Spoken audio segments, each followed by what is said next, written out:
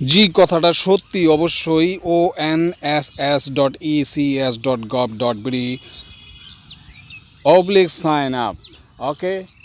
ও আপনারা অবশ্যই যারা যারা ইউনিয়ন পরিষদ, সিটি কর্পোরেশন নির্বাচন, তারপরে ইউনিয়ন পরিষদের যে নির্বাচনগুলি রয়েছে, এই ইউনিয়ন পরিষদের নির্বাচন, পৌরসভার নির্বাচন, উপজেলা নির্বাচন, এগুলোর যে প্রার্থী তারা কিন্তু সাধারণত উপজেলায় গিয়ে রেজিস্ট্রেশন করেন বা সিটি কর্পোরেশনে গিয়ে রেজিস্ট্রেশন করেন প্রার্থী হওয়ার জন্য। কিন্তু বর্তমানে যারা অ্যাপ্লাই করতে চান তারা কিন্তু অনলাইনে এই প্রার্থীর জন্য অ্যাপ্লাই করতে পারবেন, এবং এই কথাটি সত্যি। তবে কিছুক্ষণ পরে অবশ্যই যারা দর্শক আছেন, দেখতেছেন, তারা কিন্তু মন খারাপও করতে পারেন।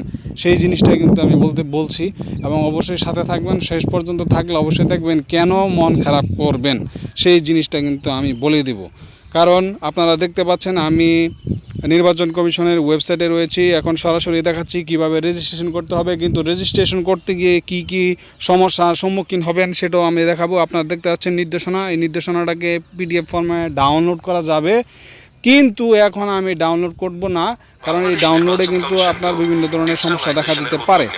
এখন আমরা দেখব যে ons.gov.bd এই ওয়েবসাইটটাতে কি বলেছে এই রেজিস্ট্রেশনের জন্য। কিন্তু তাদের রেজিস্ট্রেশন অনুসারে তারা যা বলেছে কিন্তু সেটা কিন্তু সত্যি হচ্ছে না, মানে তারা যেটা বলছে তাদের কথা অনুসারে মিলছে না। ওয়েবসাইটে যখন রেজিস্ট্রেশন করতে চাই সেটা আমি দেখাবো আপনাদেরকে, এখনই দেখাচ্ছি। এই যে নির্বাচনের ধরন, আমি নির্বাচনের ধরনটা সিলেক্ট করলাম। জাতীয় সংসদ নির্বাচন আছে, উপজেলা সংসদ নির্বাচন আছে, পৌরসভা সংসদ নির্বাচন আছে, সিটি কর্পোরেশন নির্বাচন আছে, রাষ্ট্রপতি নির্বাচনটা সিলেক্ট করে নিলাম। ওকে, এটা সিলেক্ট করলাম। তারপরে দেখেন নির্বাচনের নামে গিয়ে no data, okay, no data not found, okay. তারপরে বিভাগে গেলাম, বিভাগে গিয়ে একই কথা, নো ডেটা, ওকে। তারপরে জেলাতে গেলাম, জেলাতে গেলেও দেখা গেল যে নো ডেটা, ওকে। আমি এখন জন্ম তারিখ গেলাম, জন্ম তারিখ খুঁজে পেলাম। এনআইডি নাম্বার, যেটা এনআইডি নাম্বারে যখন আমি ক্লিক করব তখন এনআইডি নাম্বারটাতেও অপশন আছে, আমি এনআইডি নাম্বারটা লিখতে পারবো, ওকে। তারপর ইমেল আছে, ইমেল নাম্বারটাও কিন্তু লিখতে পারবো, কিন্তু তারপরে ওই যে 3টি অপশন কিন্তু খালি, সেটাতে গিয়ে কাজ করছে না, মানে তাদের সফটওয়্যারে গন্ডগোল আছে, সেজন্য এই অপশনটি কাজ করছে না। কিন্তু তারা পরীক্ষিতভাবে কিন্তু ওয়েবসাইটটি প্রচার করেনি, সেজন্য এই সমস্যার সম্মুখীন হতে হচ্ছে। এবং যারা নির্বাচন প্রার্থী হতে চান, অনেকেই চান না যে উপজেলাতে গিয়ে রেজিস্ট্রেশন করি, ইত্যাদি ইত্যাদি। কিন্তু এখন আপনারা কিন্তু অনলাইনেও রেজিস্ট্রেশন করতে পারবেন। এমপি মন্ত্রী যারা আছেন তারা সবাই কিন্তু অনলাইনে রেজিস্ট্রেশন করতে পারবেন, নিজের নিজেই ফর্ম পূরণ করে দিতে পারবেন। কিন্তু তাদের ওয়েবসাইটটি উইক, সেজন্য নো ডাটা ফাউন্ড দেখাচ্ছে, ওকে।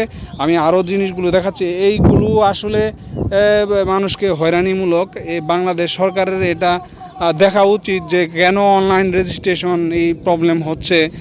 অনলাইনের কথা বলে মানুষ ম্যানুয়ালি কেন রেজিস্ট্রেশন করবে, এটা হচ্ছে আমার কথা। এখন মূলত ম্যানুয়ালি রেজিস্ট্রেশনটা অনেকে পছন্দ করেন না, অনলাইনে রেজিস্ট্রেশনটাই ভালোভাবে তারা পর্যবেক্ষণ করে ঘর থেকে সুন্দর করে রেজিস্ট্রেশন ফর্ম পূরণ করে তারা করতে চায়। এজন্য কে দায়ী বলেন?